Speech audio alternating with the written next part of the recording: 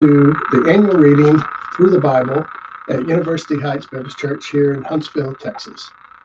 We'll be starting today and finishing on Wednesday. If you'd like to tune in with us all 74 hours. Genesis chapter 1. In the beginning, God created the heavens and the earth. Now the earth was formless and empty. Darkness was over the surface of the deep, and the Spirit of God was hovering over the waters. And God said, "Let there be light," and there was light. And God saw that the light was good, and he separated the light from the darkness. God called the light day, and the darkness he called night. And there was evening, and there was morning, the first day. And God said, "Let there be an expanse between the waters to separate water from water." So God made the expanse and separated the water under the expanse from the water above it. And it was so. God called the expanse sky. And there was evening, and there was morning, the second day.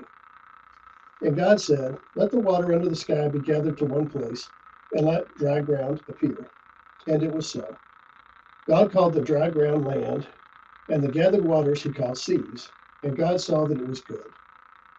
Then God said, "Let the land produce vegetation, seed-bearing plants and trees on the land that bear fruit with seed in it, according to their various kinds."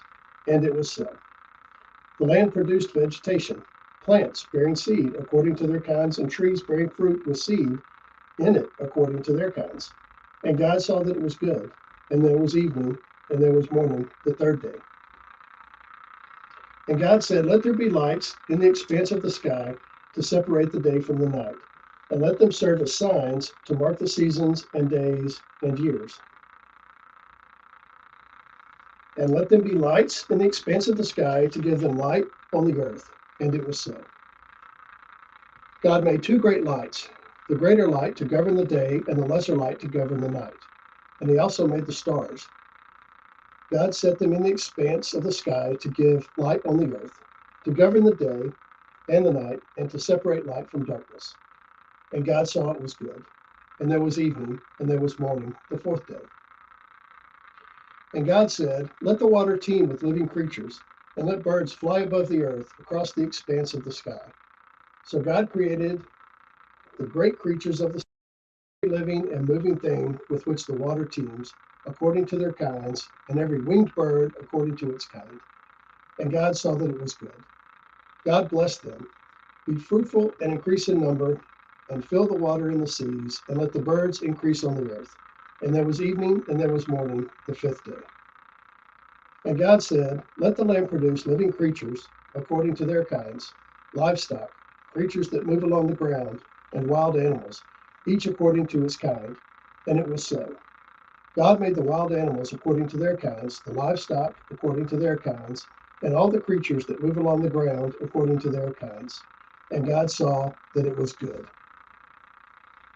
Then God said, "Let us make man in our image, in our likeness, and let them rule over the fish of the sea and the birds of the air, over the livestock, over all the earth, and over all the creatures that move along the ground."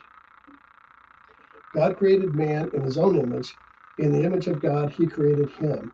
Male and female, he created them. God blessed them and said to them, "Be fruitful and increase in number. Fill the earth and subdue it. Rule over the fish of the sea and the birds of the air, and every living creature that moves on the ground." Then God said, "I give you every seed-bearing plant on the face of the whole earth, and every tree that has fruit with seed in it. They will be yours for food. And to all the beasts of the earth, and all the birds of the air, and all the creatures that move on the ground, everything that has the breath of life in it, I give every green plant for food.